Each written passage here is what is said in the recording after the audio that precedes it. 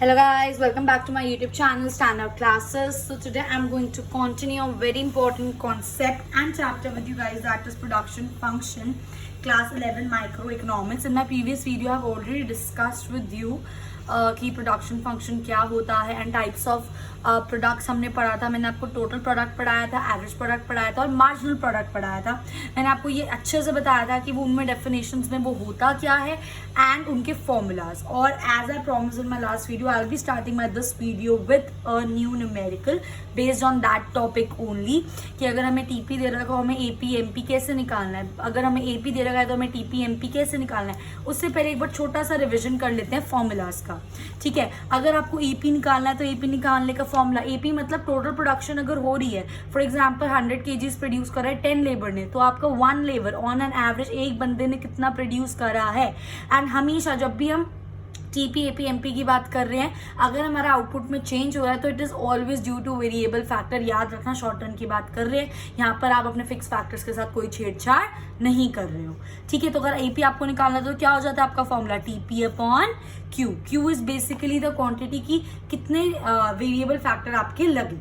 ठीक है, एमपी निकालने का फॉर्मूला, दो फॉर्मूला एक होते हैं, एक होता है चेंज इन टीपी मतलब second minus first upon change in quantity. एक और फॉर्मूला होता है आपका एमपी निकालने का, दैट इज टीपीएन माइनस 1. बाद वाले टीपी में से उससे ऊपर वाला टीपी माइनस कर दो. ये होता है एक हमारा फॉर्मूला. और अगर हमें टीपी निकालना हो तो उसका फॉर्मूला क्या होता है, समेशन ऑफ एमपी. ये सब मैंने आपको कल कराया था और इसके बेस पे मैंने आपके साथ एक न्यूमेरिकल भी पिकअप करा था. तो आज फटाफट से इसी के बेस पे एक और दो न्यूमेरिकल कर लेते हैं, फिर हम आगे प्रोसीड करेंगे to our law of variable proportion, जो कि बहुत ज्यादा इंपॉर्टेंट कॉन्सेप्ट है. आप 99% या 100% एक question law of variable proportion पे एक्सपेक्ट कर सकते हो अपने एग्जाम में. Let's get started. हमें यहाँ पर लैंड दे रखा है, आप लैंड देख सकते हो 1 1 1 1 1, दैट मीन्स ये फिक्स्ड फैक्टर है. फिर हमें यहाँ पे लेबर दे रखा है जो कि चेंज हो रहा है 0 1 2 एंड सो ऑन 9 तक, तो ये हमारा वेरिएबल फैक्टर हो गया. और टीपी आपको ऑलरेडी क्वेश्चन में दे रखा है. अब हमको क्या निकालना है, हम लोगों को एपी निकालना है. एपी निकालने का फॉर्मूला क्या होता है, टीपी अपॉन क्यू.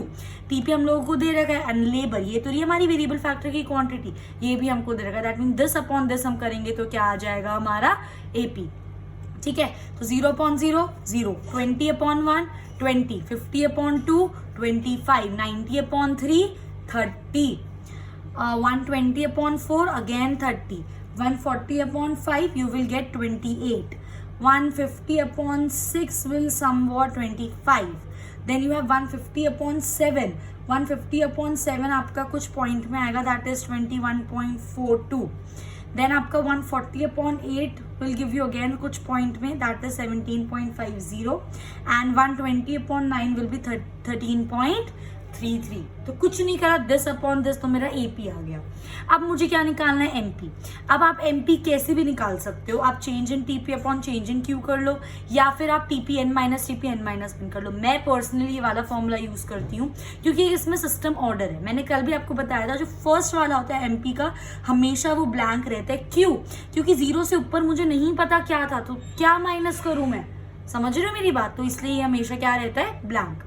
सेकेंड पर आ जाओ, 20 माइनस 0 करोगे तो क्या आंसर आएगा आपका, अगेन 20. देखो ना, TP2 यहाँ पर ऐसे चेक करो, TP2 माइनस TP1, तो TP2 में से TP1 माइनस करो तो वही आंसर आ गया आपका. समझ रहे हो मेरी बात. नेक्स्ट आता है आपका 50 माइनस 3, TP3 माइनस TP2, क्योंकि यहाँ पे TPN और उससे जस्ट एक पहला वाला है n माइनस 1.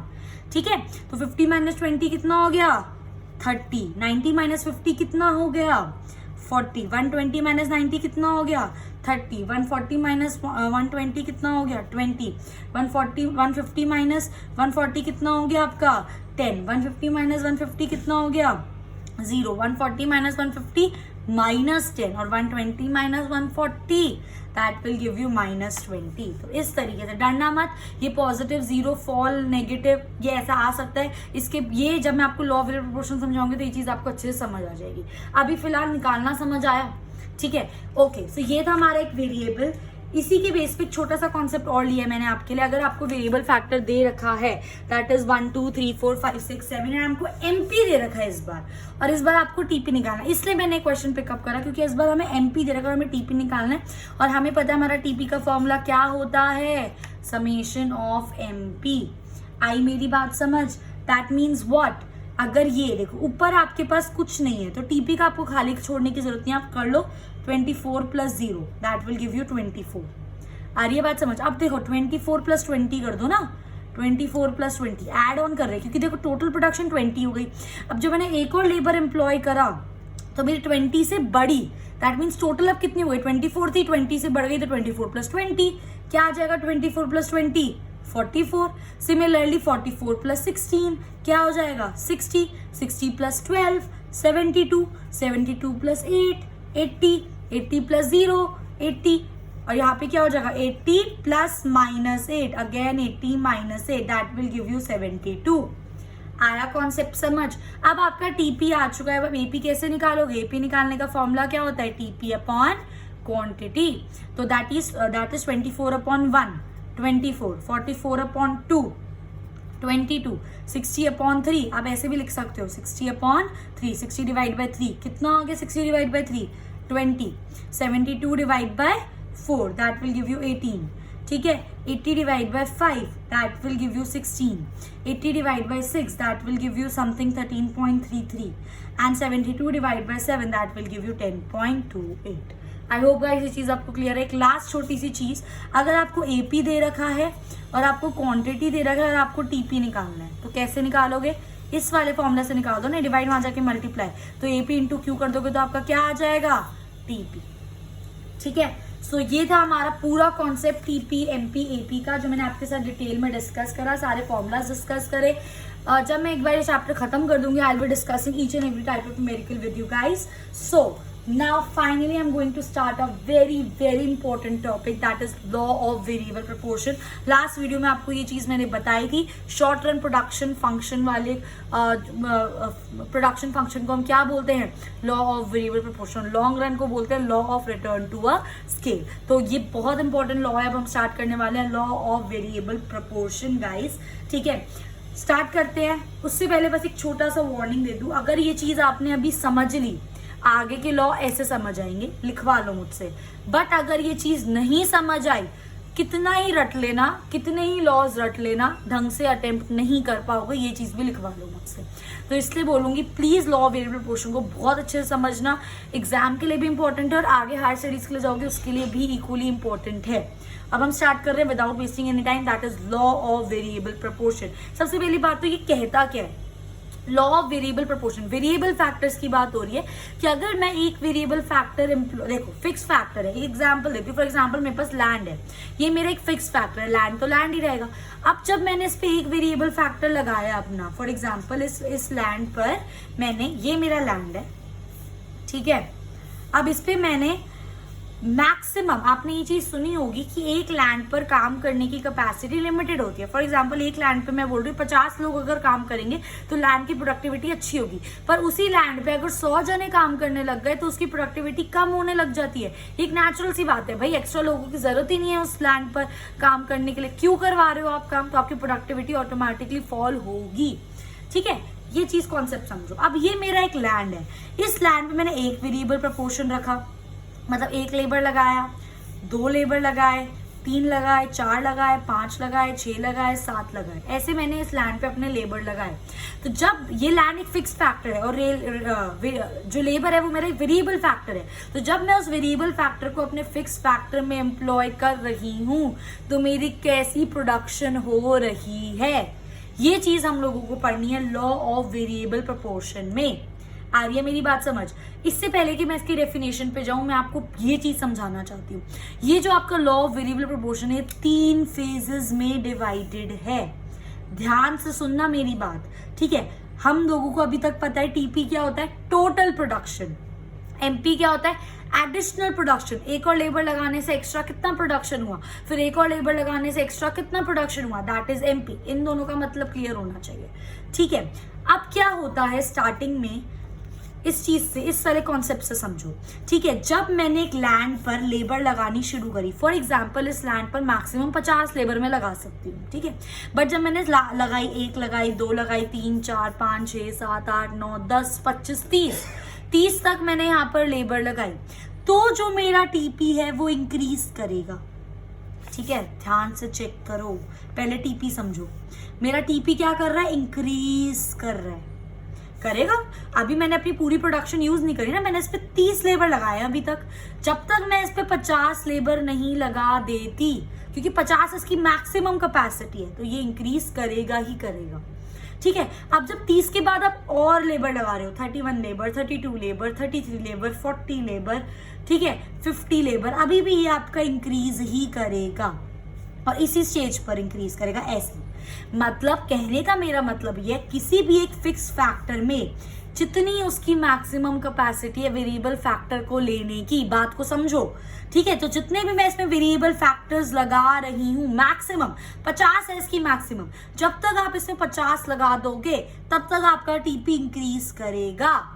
जैसे ही 50 से आगे लगाना शुरू कर दोगे, 51, 52, 53, 60, 70, आपका टीपी अभी भी इंक्रीज करेगा, पर ऐसे इंक्रीज करेगा। इस शेप का मतलब अभी बताऊंगी 2 मिनट बाद, पहले इस चीज को ध्यान से समझो। ठीक है, अभी भी टीपी इंक्रीज कर रहा है, बट आप लगाए जा रहे हो, 50 लगाने थे, 70 लगा दिया, 80 लगा दिया, अब उसके बाद भी लगाए जा रहे हो 85, 90, 100। तो भाई आपने पूरे लैंड को निचोड़ लिया, पूरे लैंड को एक्सप्लॉइट कर दिया। इतने लोगों की जरूरत ही नहीं है, 50 लोगों की जरूरत है, 100 लोगों से उस लैंड पर काम करा रहे हो। तो एक ऐसा पॉइंट आएगा जब आपकी प्रोडक्शन क्या कर जाएगी, गिर जाएगी, फॉल कर जाएगी। आई मेरी बात समझ? ठीक है, देसी भाषा में, लेमैन लैंग्वेज में, अगर मैं आपको एक सिंपल लैंग्वेज में चीज समझाऊं, तो जितनी एक फिक्स फैक्टर, फिक्स असेट की कैपेसिटी है, उसके अंदर जब तक आप उतने ही वेरिएबल फैक्टर लगाओगे तब तक तो उसकी प्रोडक्टिविटी इंक्रीज करेगी। उसके बाद जब कुछ एक्सटेंट तक उसके ज्यादा लगाने लग जाओगे, सिर्फ 50 थी इसकी, अब 50 के बाद मैंने 60, 70 लगा दिए, तब भी इंक्रीज करेगी, पर ऐसे इंक्रीज करेगी। ऐसे कैसे वो भी बताऊंगी अभी। उसके बाद जब एक्स्ट्रा ही ज्यादा लगा दोगे, भाई जरूरत ही नहीं है, लगाए जा रहे हो वेरिएबल फैक्टर, मेरे को जरूरत ही नहीं है 70 ज्यादा की, पर उसके बाद ही मैंने 80, 90, 100 लेबर लगा दिए क्लाइंट पर, क्या फायदा है? तो उसकी प्रोडक्टिविटी फॉल करेगी ही करेगी। ये हो गया आपका 3 फेज। पहला फेज ये हो गया जब इंक्रीज कर रहा है, दूसरा फेज ये हो गया जब भी इंक्रीज कर रहा है, पर तीसरे फेज पे फॉल हो गया। ठीक है, अब एमपी क्या करता है इस केस में? ये तो थी मेरी टीपी की बात।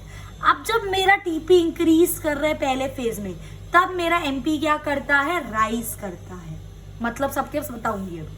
अगेन जब मेरा टीपी इंक्रीज कर रहा है, मेरा एमपी फॉल करता है, और अगेन जब टीपी फॉल हो जाता है ना, थर्ड फेज में आपका एमपी क्या हो जाता है, नेगेटिव। अब एक और बहुत जरूरी चीज समझो, इस शेप का मतलब क्या है। मैंने आपको 2 शेप बताई टीपी की, एक होती है ये और एक होती है ये, जो इसके बाद हम लगाते हैं। इसका मतलब है that TP is increasing with increasing rate. ध्यान से देखो, इस वाली शेप का मतलब है, इस वाली यहां से लेकर यहां तक की शेप का मतलब है टीपी इंक्रीज कर रहा है विद इंक्रीजिंग रेट। आई मेरी बात समझ? ठीक है, और इस वाली शेप का मतलब है टीपी इंक्रीज तो कर रहा है, टीपी इंक्रीज कर रहा है बट विद डिक्रीजिंग रेट। ठीक है, अब ऐसे समझो, जब आपका टीपी इंक्रीजिंग रेट से इंक्रीज करेगा तब आपका एमपी क्या होगा, इंक्रीज होगा। जब आपका टीपी इंक्रीज करेगा डिक्रीजिंग रेट से, तब आपका एमपी क्या होगा, फॉल होगा। और जब आपका टीपी फॉल हो जाएगा, मतलब ये आपका मैक्सिमम पॉइंट हो गया, अगर इस पॉइंट के बाद एक और लेबर लगा ली, तब आपका टीपी क्या हो जाएगा, फॉल हो जाएगा। और जैसे ही आपका टीपी फॉल हो गया, आपका एमपी भी क्या हो जाएगा, नेगेटिव। ये होते हैं 3 फेजेस। फिर से बोल रही हूँ, देखो, जब फर्स्ट फेज, जब मेरा टीपी इंक्रीज कर रहा है, टीपी इंक्रीज कर रहा है पर किस रेट से, इंक्रीजिंग रेट से। अभी इसका मतलब बताऊंगी इंक्रीजिंग रेट और डिक्रीजिंग रेट का, अभी इतना समझो। टीपी अगर इंक्रीजिंग रेट से इंक्रीज कर रहा है तो एमपी क्या करेगा, MP will also increase. Clear? देखो, फर्स्ट फेज में टीपी इंक्रीजिंग रेट से, याद रखना इंक्रीजिंग रेट से इंक्रीज करने की शेप कैसी होती है, ऐसे।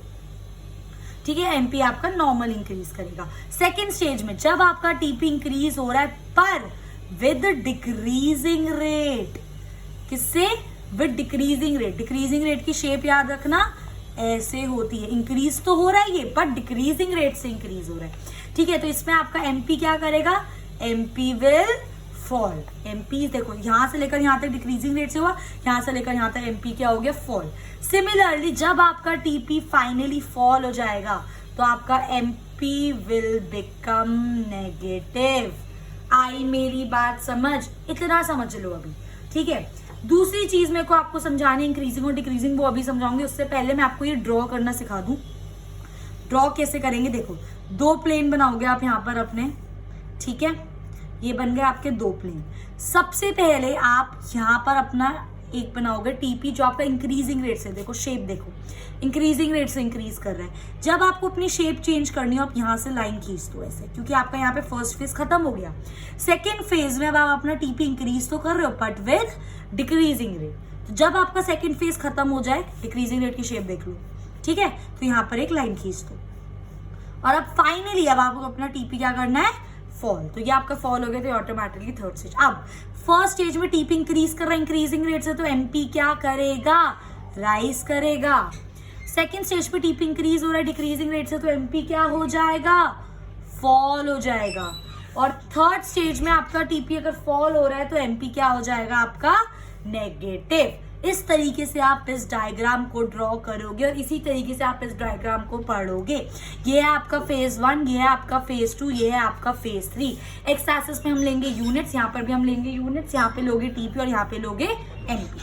आई मेरी बात समझ, ड्रॉ करना सिखा दिया, पढ़ना सिखा दिया। अगेन टीपी इंक्रीज कर रहा है इंक्रीजिंग रेट से, तो एमपी क्या करेगा, राइज। टीपी इंक्रीज कर रहा है डिक्रीजिंग रेट से, तो एमपी क्या करेगा, फॉल। टीपी फॉल हो गया तो एमपी क्या हो जाएगा, नेगेटिव। इतना समझ आ गया सब लोगों को, ठीक है। अब एक और चीज समझो, यहां तक जो स्टेज 1 है, टीपी जब आपका इंक्रीजिंग रेट से इंक्रीज कर रहा है, इसका मतलब है जितनी आपकी फिक्स फैक्टर की कैपेसिटी थी, आपने उतने ही वेरिएबल फैक्टर उसके अंदर लगाए। जब आप उससे ज्यादा थोड़े लगाने लग जाओगे तब भी टीपी प्रोडक्शन तो इंक्रीज करेगी पर डिक्रीजिंग रेट से इंक्रीज करेगी। पर एक ऐसा पॉइंट आएगा जब आपका टीपी मैक्सिमम है, मतलब अब इस लैंड पे, अगर ये मेरा लैंड है तो इस लैंड पे मेरी प्रोडक्शन मैक्सिमम है। इससे ज्यादा अगर मैंने एक और लेबर लगा दिया तो मेरी टीपी क्या कर जाएगी, इसी पॉइंट से फॉल कर जाएगी। तो आपको ये चीज पता होनी चाहिए, जब आपका टीपी मैक्सिमम है, लिख लो, जब आपका टीपी मैक्सिमम होता है तब आपका एमपी क्या होता है, 0। आई मेरी बात समझ, ठीक है। देख चेक कर सकते हो आप, टीपी इस मेरा पॉइंट पे मैक्सिमम, क्योंकि इस पॉइंट के बाद टीपी क्या कर गया, फॉल, और इस पॉइंट पे टीपी मैक्सिमम है तो इस पॉइंट पे एमपी क्या है, 0। इसलिए ये ऐसे बनेगा। अब मैंने आपको पढ़ना सिखा दिया, अब सब कुछ बता दिया।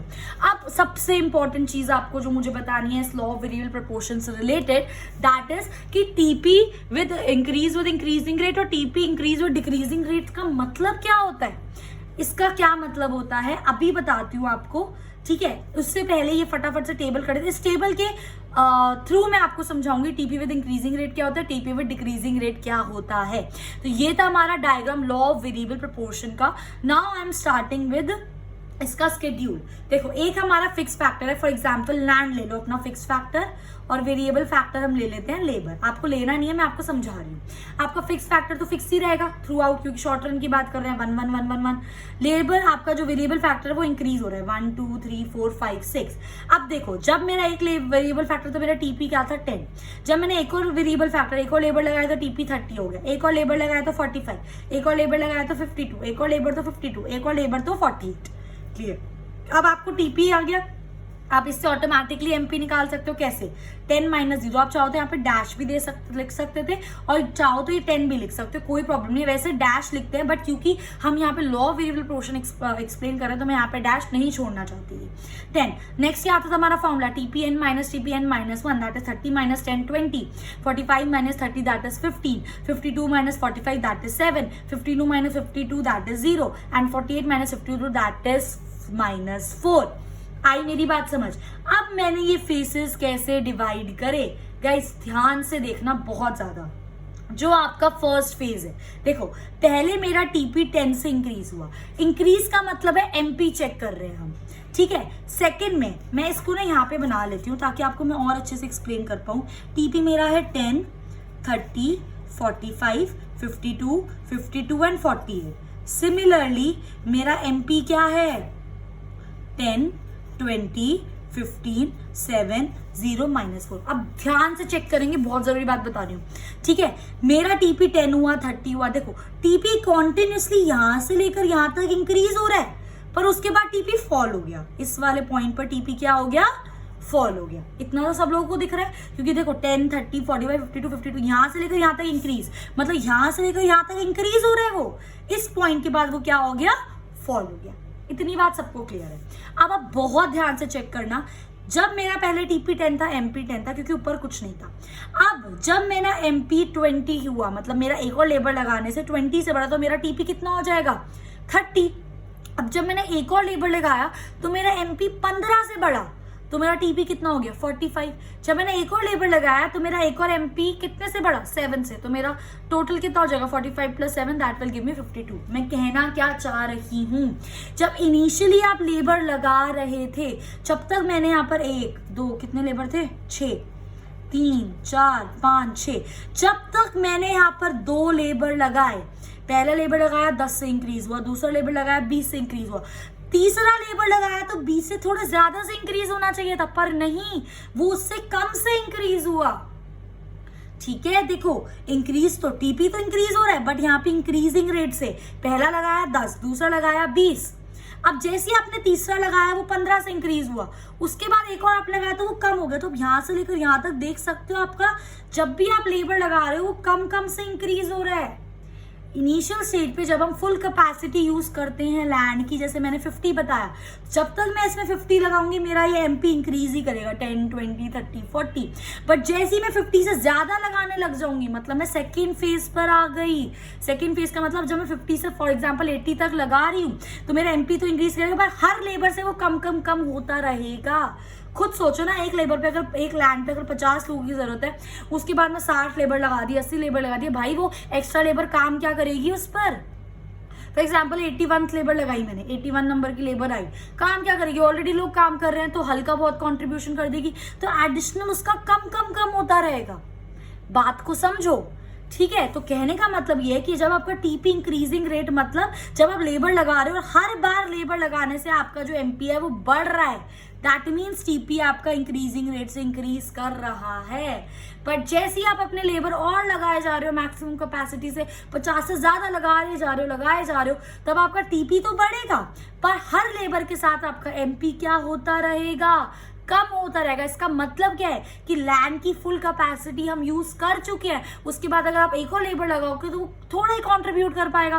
फॉर एग्जांपल 10 यूनिट, उसके बाद आपने एक और लेबर लगा लिया तो वो 8 यूनिट कंट्रीब्यूट कर पाएगा, उसके बाद एक और लगा दिया तो वो 7 यूनिट। उसके बाद एक ऐसा पॉइंट आएगा जब आप एक और लेबर लगाओगे और वो कुछ कॉन्ट्रीब्यूट नहीं कर रहा, क्योंकि उसके पास कुछ काम ही नहीं है करने के लिए, उसके बाद उसने 0 कॉन्ट्रीब्यूट करा, अगर उसके बाद एक और लेबर लगा दिया तो आपकी प्रोडक्टिविटी नेगेटिव में चली जाएगी। आ रही है मेरी बात समझ? इसको बोलते हैं टीपी विद इंक्रीजिंग रेट। जब हम लेबर लगा रहे हैं और हर लेबर के साथ मेरा एमपी इंक्रीज हो रहा है, मतलब अभी मुझे लेबर की जरूरत है लैंड पे, मैंने 10 लगाए, 20 लगाए, जब तक मैं 50 लेबर लगाऊंगी अपने लैंड पर मेरी प्रोडक्टिविटी इंक्रीज होगी, क्योंकि हर लेबर के साथ मेरी प्रोडक्टिविटी, हर लेबर के साथ मेरा एमपी बढ़ रहा है। दैट इज वाई ये मेरा फेज 1 है, क्योंकि यहां से देखो ना, ये फेज 1 यहां से लेकर यहां तक, क्योंकि यहां से लेकर यहां तक मेरा एमपी क्या हो रहा है, राइज हो रहा है। उसके बाद यहां से लेकर यहां तक 0 तक, दैट मीन्स 50 मेरे पूरे हो गए हैं। अब और मैं लगा रही हूँ 60 लगा लिए, 70 लगा लिए, 80 लगा लिए। हर लेबर के साथ मेरी टीपी तो बढ़ रही है, पर जो मेरा एमपी, हर लेबर, एक लेबर आया 20 बढ़े, उसके बाद एक और ऊपर से लगा दिया 18 बढ़े, फिर उसके बाद एक और ऊपर से लगा दिया सिर्फ 15 बढ़े। समझ रहे हो? टीपी तो इंक्रीज होगी, बट एक जो एवरेज आपकी है, जो एक बंदा जो आपका एडिशनल प्रोड्यूस करेगा, वो आपका फॉल हो रहा है। और ये तब होता है जब आप एक्स्ट्रा कैपेसिटी से ज्यादा अपना वेरिएबल फैक्टर लगाने लग जाते हो फिक्स्ड फैक्टर पे। आ रही है मेरी बात समझ? ठीक है, उसको बोलते हैं टीपी आपका इंक्रीज तो हो रहा है, बट विद डिक्रीजिंग रेट आपका एमपी क्या हो रहा है, फॉल। तो ये हो गया आपका सेकेंड फेज। फाइनली जब आपका यहाँ पे टीपी 0 है, आपका एमपी क्या है, टीपी आपका मैक्सिमम है, तो एमपी क्या है आपका 0। यहाँ पे भी चेक कर सकते हो, टीपी मेरा मैक्सिमम 52 है, क्योंकि उसके बाद वो फॉल हो गया। जब टीपी मैक्सिमम था, एमपी कितना था, 0, और जैसे टीपी फॉल हो गया और एमपी क्या हो गया, नेगेटिव, तो ये ऑटोमेटिकली क्या हो गया आपका third phase.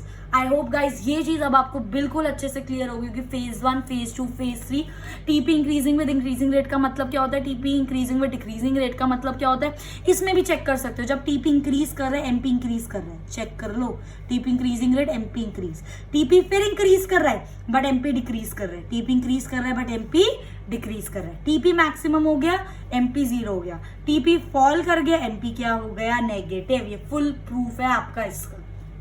I hope guys ये चीज आपको समझ आ गई है। बस इसमें एक छोटा सा पॉइंट है, that is point of inflection. Point of inflection हम किसको बोलते हैं, जब फर्स्ट टाइम टीपी अपना कर्व चेंज करता है। पहले टीपी का कर्व कैसे चल रहा था, ऐसे, अब इसके बाद टीपी ने कर्व ऐसे चेंज करा, क्योंकि यहां तक तो वो इंक्रीजिंग रेट से इंक्रीज हो रहा था। ये शेप होती है when TP is increasing with increasing rate, ये शेप है when TP is increasing with decreasing rate. तो यहां तक तो इंक्रीजिंग रेट से इंक्रीज हो रहा था। इस पॉइंट के बाद जब हमने और लगाने स्टार्ट कर दिए तो टीपी किससे इंक्रीज होने लग गया, डिक्रीजिंग रेट से। तो जब जिस पॉइंट पर टीपी अपना फर्स्ट टाइम शेप चेंज करता है उसको हम क्या बोलते हैं, point of inflection. I hope guys ये चीज आपको क्लियर है। तो मैंने आपको पूरा अच्छे से डायग्राम बता दिया, मैंने आपको पूरे अच्छे से इसका शेड्यूल बता दिया, मैंने आपको इसके 3 फेजेस भी बता दिए हैं। अब आ जाओ इसकी डेफिनेशन में। अब डेफिनेशन ऐसे समझ आएगी, क्या है, law of variable proportion states that, हमें ये बताता है as we increase the quantity of only one input, जैसे ही हम वन इनपुट की क्वांटिटी इंक्रीज, वन इनपुट मतलब किसकी इंक्रीज करोगे, वेरिएबल फैक्टर की, क्योंकि शॉर्ट रन में आप फिक्स फैक्टर की अपनी क्वांटिटी इंक्रीज नहीं कर सकते हो। तो एज जैसे ही हम क्वांटिटी अपनी वन इनपुट की इंक्रीज कर रहे हैं, बाकी सब कांस्टेंट है, मतलब जो आपका फिक्स फैक्टर है वो क्या है, फिक्स्ड है, आप उसको चेंज नहीं कर रहे हो। टीपी इनिशियली इंक्रीज कर रहा है एट इंक्रीजिंग रेट, इनिशियली मतलब स्टार्टिंग में टीपी इंक्रीज किससे करेगा, इंक्रीजिंग रेट से, जैसा कि मैंने अभी आपको बताया। देन एक ऐसा टाइम आएगा it will increase at decreasing rate, ठीक है, then at decreasing rate and then finally it will be falling and it will fall finally at a negative rate. आई मेरी बात समझ, यही चीज है that law of variable proportion states that as we increase the quantity of the variable factor on our fixed factor, TP initially increase करेगा increasing rate से, then eventually it will increase with decreasing rate, then finally it will fall. ये हो गई आपकी definition. अब आपको अच्छे समझ आ गई होगी, टीपी इंक्रीज इंक्रीजिंग रेट से, फिर डिक्रीजिंग रेट से, and then finally it falls. I hope guys ये चीज अब आपको बिल्कुल अच्छे से क्लियर है, ठीक है। सो ये हो गया आपका। लास्ट आता है इसकी अजम्पशंस, ठीक है। जब भी आप क्वेश्चन अटेम्प्ट करोगे, किस ऑर्डर में अटेम्प्ट करोगे, 2 मिनट बता रही हूँ फटाफट से। पहले असम्पशंस डिस्कस कर लेते हैं हम। सबसे पहला, it operates in short run, तभी तो हमसे वेरिएबल फैक्टर को इंक्रीज कर रहे हैं, ऐसा हम अज्यूम करके चल रहे हैं। इस अजम्पशन के बेस पे हमने ये लॉ क्रिएट करा है अपना, ठीक है। फिक्स फैक्टर हमारा फिक्स्ड है, ठीक है। As fix factors are classified as variable and fix factors, तो हम सिर्फ शॉर्ट रन लेके चलेंगे। शॉर्ट रन में हमारे 2 फैक्टर्स होते हैं, वेरिएबल और fix factor. Secondly, law apply to all variable factors, सारे वेरिएबल फैक्टर्स पे लॉ अप्लाई कर रहा है, फिक्स फैक्टर फिक्स्ड है। Third assumption, according to LVP that is law of variable proportion, variable factor combine कर रहे हैं हम किसके साथ, अपने फिक्स फैक्टर के साथ, अभी मैंने आपको समझाया। Then factors of production are imperfect substitute of each other, मतलब जो भी फैक्टर्स ऑफ प्रोडक्शन है that is fix factor and variable factor, आप उनको सब्स्टिट्यूट नहीं कर सकते हो। मतलब वेरिएबल फैक्टर का काम फिक्स फैक्टर नहीं कर सकता और फिक्स फैक्टर का काम वेरिएबल फैक्टर नहीं कर सकता। Next assumption, effect of change in output is due to change in variable factor, ये तो हमको पता ही है। अगर हमारे आउटपुट में चेंज आ रहा है शॉर्ट रन में, तो वो सिर्फ और सिर्फ वेरिएबल फैक्टर्स की वजह से आ रहा है। देन स्टेट ऑफ टेक्नोलॉजी, जो हमारी टेक्नोलॉजी हम यूज कर रहे हैं थ्रू आउट द प्रोडक्शन वो कांस्टेंट है, एंड ऑल वेरिएबल फैक्टर्स, जो भी हम लेबर एम्प्लॉय कर रहे हैं, हम ऐसा मान के चलते हैं कि वो इक्वली बेस्ट है, इक्वली एफिशिएंट है, सारा सेम काम करेंगे। ये हो गई हमारी असम्पशंस। तो इसके साथ I have completed complete law of variable proportion now. बिल्कुल अच्छे से डिटेल में मैंने आपके साथ डिस्कस करा है। अब अगर क्वेश्चन आपका ये एग्जाम में आता है तो आप उसको कैसे अटेम्प्ट करोगे, सबसे पहले आप लिखोगे इसकी डेफिनेशन, ठीक है। फिर आप बनाओगे इसका स्केड्यूल, ये वाला, फिर आप बनाओगे इसका डायग्राम, ठीक है, एंड देन लास्ट में आप इसकी क्या लिखोगे, अजम्पशंस। और डायग्राम बनाने के बाद आप उसको 2 लाइन में एक्सप्लेन भी करोगे, ठीक है। इस पूरे प्रोसीजर को लिखोगे तब जाके 6 नंबर मिलेंगे। आई मेरी बात समझ, डेफिनेशन, स्केड्यूल, डायग्राम, चाहो तो डायग्राम के नीचे ये वाली एक्सप्लेनेशन लिख सकते हो, एंड देन लास्ट में assumptions. सो गाइस, ये था हमारा लॉ ऑफ वेरिएबल प्रपोर्शन जो मैंने आपके साथ डिटेल में डिस्कस करा. एज आप देख सकते हो बहुत ज़्यादा इंपॉर्टेंट वीडियो है, बहुत ज़्यादा इंपॉर्टेंट कॉन्सेप्ट है. In my next video I will be continuing with the chapter. So if you like my video, please do like, share and subscribe, and thanks for watching.